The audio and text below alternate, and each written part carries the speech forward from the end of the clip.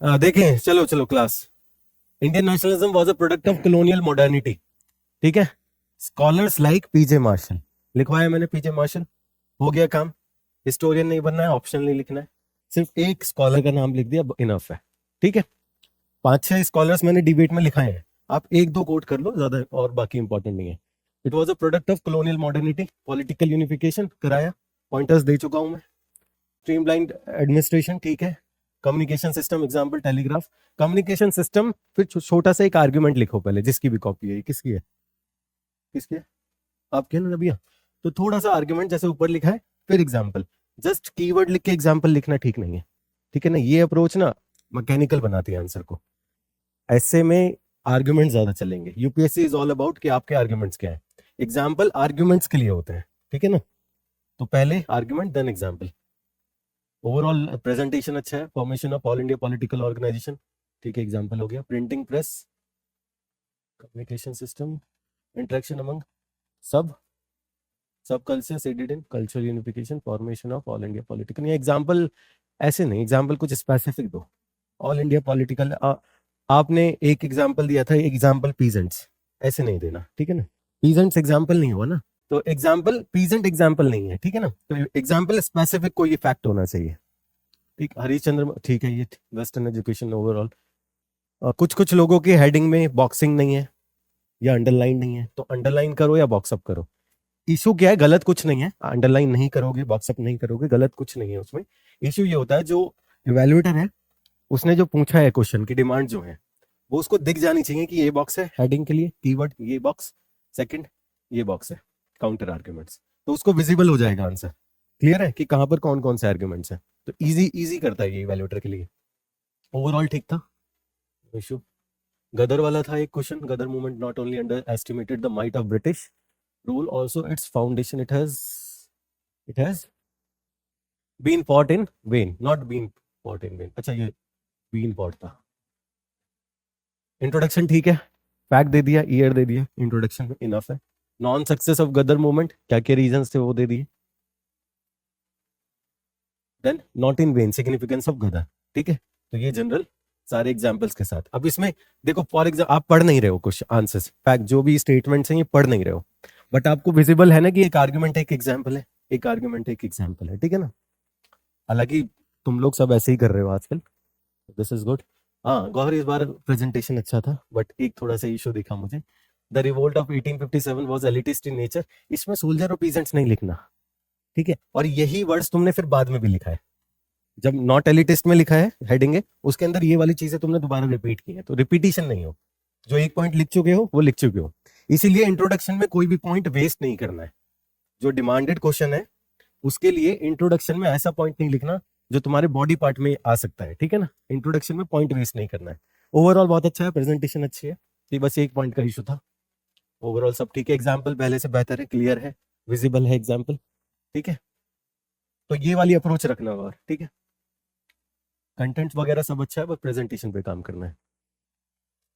ठीक है, कमाल है शायद, कमाल का है ना ये। ठीक है, तो ये ठीक है, कोई इशू नहीं था इसमें। हाँ, दे अराउज नेशनल कॉन्शियसनेस, थोड़ा सा एक्सप्लेन कर दो इसको। ठीक है ना, arouse national consciousness through through their direct action, इस तरीके से थोड़ा सा एक्सप्लेनेटरी बना दो इसको। नाहिदा कौन है? आप है ना?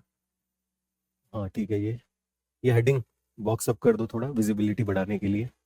ओवरऑल तो कंटेंट ठीक था, कोई इशू नहीं है।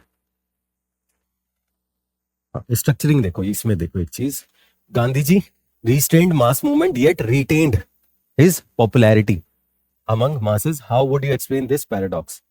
ये वारिस का भी इशू था ये, कि जो कीवर्ड्स हैं क्वेश्चंस के अंदर, जो कीवर्ड्स हैं उनको हेडिंग बनाओ। क्वेश्चन का डिवीजन जो करोगे, कैटेगराइजेशन करोगे, तो उसमें एक पहला है Gandhi ji restrained mass movement, पहली स्टेटमेंट ये है, तो यहां पर तो आपने कर दिया रिस्ट्रेन्ड मास मूवमेंट, ठीक है, ओके। सेकंड क्या है इसमें? येट रिटेन्ड हिज पॉपुलैरिटी, तो येट रिटेन्ड हिज पॉपुलैरिटी, ये सेकंड डायमेंशन बनना चाहिए आपका, वो आपने कहीं भी शो नहीं किया है। ठीक है, तो वो हेडिंग में दिखना चाहिए कि येट रिटेन्ड हिज पॉपुलैरिटी, उसके 4 पॉइंट्स ये हैं। ठीक है ना, ये थोड़ी कमी थी इसमें, restrained yet maintained his popularity.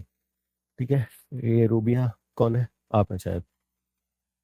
Structuring ठीक है, विजिबिलिटी ठीक है, बॉक्सिंग अप, डायग्राम ठीक, डायग्राम तो नहीं डाला है, इसमें आता भी नहीं है, ये थोड़ा क्लियर नहीं है, 1 सेकेंड।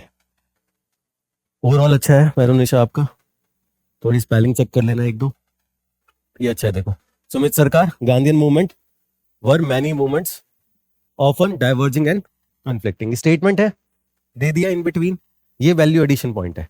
तो थोड़ी सी एक दो स्कॉलर को कोट करो, इवन सोशियोलॉजी हो, हिस्ट्री हो, या कोई भी हो, ठीक है ना। इकोनॉमी है तो एडम स्मिथ, ये सब कोट करो, जो क्लासिकल इकोनॉमिस्ट हैं या रीसेंट वाले इकोनॉमिस्ट हैं उनके नाम कोट कर सकते हो, न्यूज़पेपर में आते रहेंगे बहुत सारे, ठीक है ना। तो न्यूज़पेपर से जो स्कॉलर्स हैं जो आर्टिकल लिख रहे हैं उनको कोट कर सकते हो। क्रिस्टोफर जेफरलेट है सोशियोलॉजी के लिए, हिस्ट्री में भी लिखता है वो, ठीक है। तो कुछ कुछ कोट करना है यहाँ, एग्जाम्पल पीसेंट नहीं, ठीक है ना। यहाँ एक चंपारण लिख सकते थे आप, जैसे यहाँ खेड़ा लिखा है, ठीक है। ओवरऑल ठीक है, कोई इशू नहीं है, प्रेजेंटेशन अच्छा है, एग्जाम्पल्स ठीक है, पॉलिटिकल गोल्स, हाँ ये वाले में इशू था। Moderates failed to carry with conviction with respect to the nation about their proclaimed ideology and political goals by the end of 19th century. Question क्या है, फेलियर क्यों हो रहा है। अब इसमें देखो एक check, Why did moderates failed by the end of 19th century? Second page पर जा रहे हैं, पहला पेज आपने दूसरा कंटेंट दिया है जो पूछा भी नहीं है, 3 डायमेंशन दो, बट इसका मतलब ये नहीं है ना जो मेन डिमांड है उसको आप पीछे कर दोगे।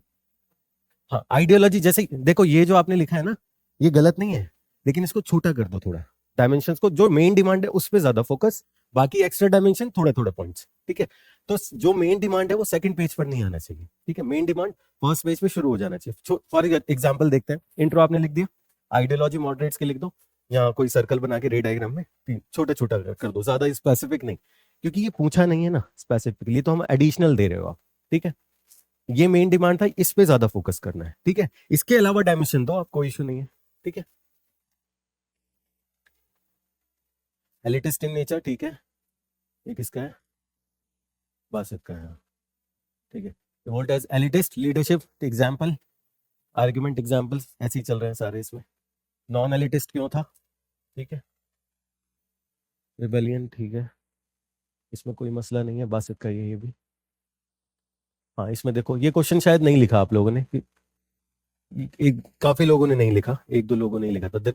On the whole it is difficult to avoid the conclusion, पढ़ो बासित यार, was neither first nor national war of independence, इस तरीके से है ना, ठीक है।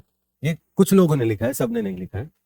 नॉर फर्स्ट एक argument example, not national argument example, 1-2 point हो गए, 3 पॉइंट हो गए, नॉट वॉर ऑफ इंडिपेंडेंस 2 हो गए। टोटल पॉइंट कितने हो गए, 10 मार्क का क्वेश्चन है, 2 3 4 5 और एक इसमें 6 पॉइंट्स हो गए एग्जाम्पल्स के साथ, ठीक है। थोड़ा स्कॉलर्स का आर्गुमेंट लिख दिए, 1 पॉइंट कंसिडर कर लो, 7, इंट्रोडक्शन हो गया 8। तो 10 मार्क में आप बहुत सारे जो टॉपर्स है उनका देखोगे, 10 मार्क में वो 10 पॉइंट देने की कोशिश करते हैं, 12 पॉइंट्स। उनका सीधा ये खेल गेम क्या होता है कि 1-2 पॉइंट अगर खराब भी है कोई मसला नहीं है, एग्जामिनर को ये लगना चाहिए कि इसने सारी चीज ऑलमोस्ट लिख दी है। उनकी कॉपी उठा के देखना, रैंक 16 है शायद उनकी, अयान जैन की कॉपी उठाकर देखना, 10 मार्क के क्वेश्चन में 20 पॉइंट लिख रहे हैं वो, 15 पॉइंट्स लिख रहे हैं, 15 मार्क के क्वेश्चन में 20 पॉइंट, 25 पॉइंट, 30 पॉइंट्स इतना लिख दे रहे हैं। मतलब सब कुछ टच करके जाऊंगा मैं, जो एग्जामिनर को उठाना है उठा लेगा। हाँ वर्ड लिमिट एक्सीड, सबका अपना अपना गेम होता है, ठीक है। उसका गेम था कि मैं पॉइंटर्स ज्यादा दूंगा, मैं वर्ड्स के ऊपर ज्यादा नहीं जाऊंगा, पॉइंट दूंगा स्पेसिफिक, ठीक है। फॉर एग्जांपल एक इकोनॉमी का पेपर उठाना, उनका पेपर 3 जो उन्होंने लिखा था कॉम्प्रिहेंसिव, पल्सेस के ऊपर शायद क्वेश्चन था या मिलेट्स के ऊपर क्वेश्चन था, तो 10 मार्क का क्वेश्चन है, 20 पॉइंट्स है उसमें, around 18 to 20। That means evaluator क्या करता है कि आपने कम लिखा है तो कट कर दो मार्क्स।